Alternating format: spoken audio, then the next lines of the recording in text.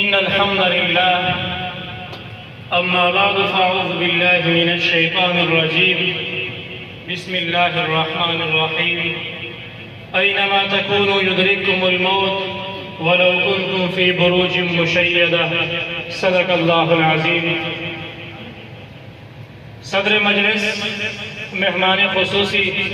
جناب حاجی کفیل احمد نظامی صاحب، امیدوار صوبائی اسمبلی پی کے 113 رہنما جمعیت علماء اسلام، اسٹیج پر تشریف فرما معزز و محترم مہمانان گرامی، گو یونیورسٹی کے صدر جناب احمد خان خروٹی صاحب، انتہائی معزز و محترم سامعین، ہمارا آج کا پروگرام طوفان اقصیٰ کے نام سے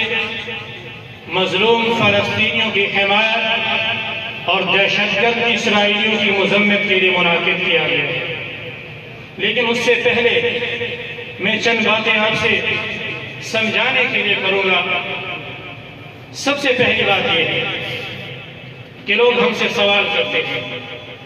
کہ فلسطین کے حق میں آپ مظاہرے کرتے ہیں، ریلیاں کرتے ہیں، جلسے کرتے ہیں، احتجاج کرتے ہیں، اس کا فائدہ کیا ہے؟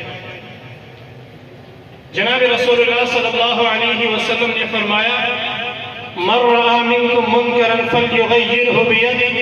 وَإِن لَّمْ يَسْتَطِعْ فَبِلِسَانِهِ وَإِن لَّمْ يَسْتَطِعْ فَبِقَلْبِهِ وَذَلِكَ أَضْعَفُ الْإِيمَانِ.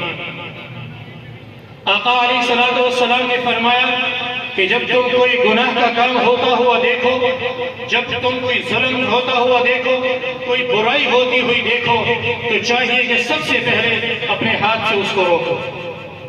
اگر تمہارے پاس بازو کی قوت نہیں ہے تو چاہیے کہ زبان سے اس ظلم کی مذمت کرو اور مظلوم کی حمایت کے لیے میدان میں نکل آؤ. اور اگر زبان سے بھی اس کی حمایت نہیں کر سکتے ہو، مظلوم ظالم کی مخالفت نہیں کر سکتے ہو، تو کم سے کم اس کو دل میں برا سمجھو، اور یہ ایمان کا کمزور ترین درجہ ہے. دوسری حدیث میں نبی علیہ السلام نے فرمایا جاہدوا المشرکین باموالکم وانفسکم والسنتکم، کہ تم مشرکین یہود و نصارہ